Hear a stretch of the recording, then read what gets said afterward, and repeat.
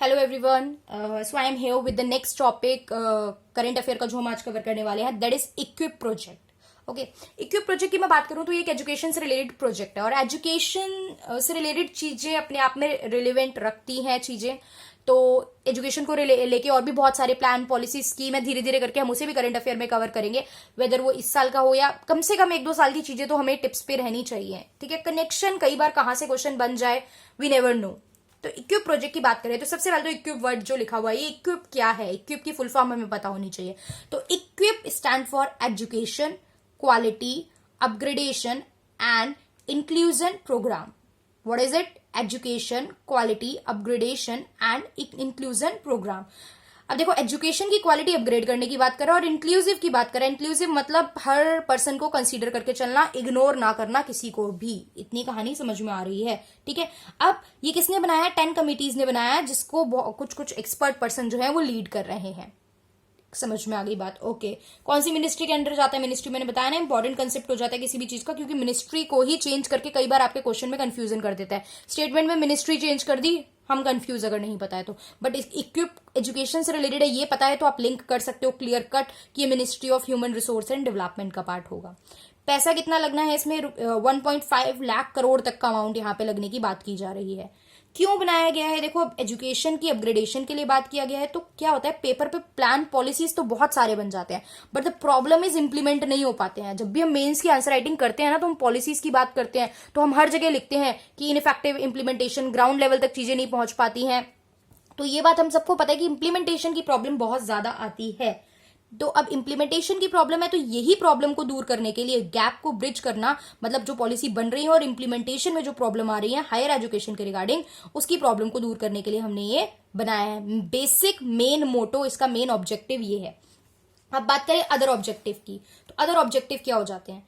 Other objective ये है कि हमें हायर एजुकेशन को सॉरी हमें हायर एजुकेशन को जो है वो लोगों तक पहुंचाना है, और specially unreserved communities. Reserved communities के लिए तो already we have quota and all this thing, but यहाँ पे अनरिजर्व की भी बात की गई है, क्योंकि अनरिजर्व कम्युनिटीज में भी देयर आर मेनी पीपल जहां तक एजुकेशन पहुंच नहीं पा रही है।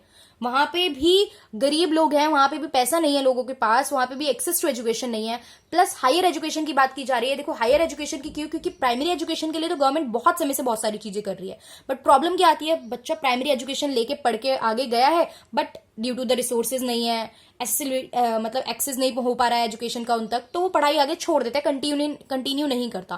फैमिली की सिचुएशन ही ऐसी नहीं है, काम पे लगना पड़ता है। तो देयर आर मेनी रीजन जिस वजह से वो बच्चा हायर एजुकेशन ले ही नहीं पाता है। तो ऑब्वियस बात है, वो एक बच्चा जो स्किल लेके नेशन के लिए एक एसेट बन सकता था, वो सिर्फ एक लिमिटेड रेंज तक चीजें रह जाती हैं। तो इस चीज के लिए ये प्रोग्राम बेसिकली फोकस्ड है। ग्रॉस इनरोलमेंट रेशियो, ज्यादा से ज्यादा लोग इनरोल करें एजुकेशन को लेके, कॉलेज और यूनिवर्सिटीज में और हायर एजुकेशन में बच्चे ज्यादा इनरोल कराएं। टीचिंग लर्निंग प्रोसेस जो है वो थोड़ा सा इंप्रूव हो जाए।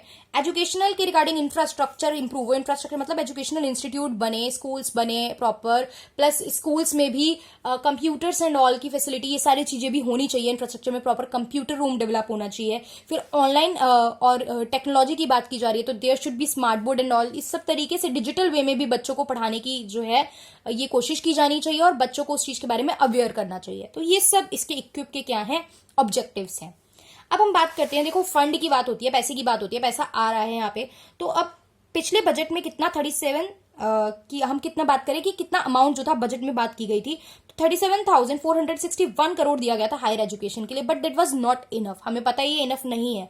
तो इक्विप जो प्रोजेक्ट है, ये पैसा कलेक्ट करने का काम करेगा मार्केट से, मतलब अरेंज करेगा ये फंड हम मार्केट से जाके। गवर्नमेंट के लिए ही सिर्फ गवर्नमेंट पे डिपेंडेंट नहीं बैठेगा। तो फंड कहां से लेने की बात करेगा? इस इंस्टीट्यूशन का नाम याद कर लेना, ये इंस्टीट्यूशन एग्जाम में पूछ सकता है नाम देके। तो हायर एजुकेशन फाइनेंसिंग एजेंसी के थ्रू होगा ये फंड जो कलेक्ट करेंगे इक्विप प्रोजेक्ट के अंडर प्राइवेटली, वो कहां से करेंगे? हायर एजुकेशन फाइनेंसिंग एजेंसी से करेंगे।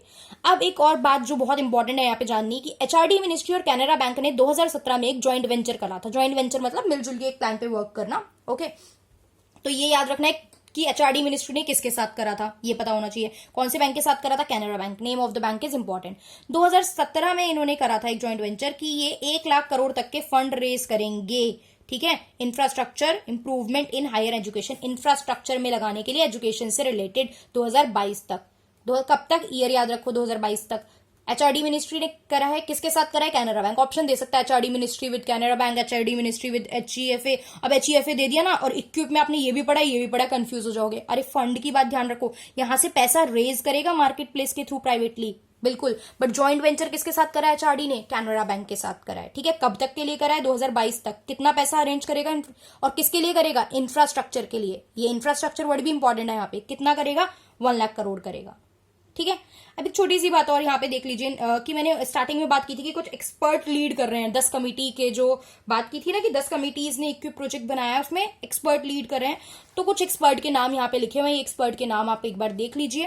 ठीक है, फॉर्मर रेवेन्यू सेक्रेटरी हैं हसमुख अधिया, नीति आयोग के सीईओ हैं Amitabh Kant, principal scientific adviser हैं विजय राघवन, रेडिफ के फाउंडर हैं अजीत बालाकृष्णन, फॉर्मर इन्फोसिस के सीईओ हैं क्रिश गोपाला कृष्णन। तो ये कुछ एक्सपर्ट पर्सन है जिन्होंने इस प्लान के अंडर काम कर रहे हैं ये लोग। ठीक है, तो ये एक एजुकेशन से रिलेटेड हमारा एक टॉपिक था, दैट वाज वेरी इंपॉर्टेंट। तो इसको अच्छे से पढ़ लीजिए, छोटे छोटे फैक्ट है, बहुत बड़ा कंसेप्ट ये नहीं था, तो इसमें 2-4 बातें जो इंपॉर्टेंट थी वो इजीली आप याद रख सकते हैं। Okay, thank you for watching.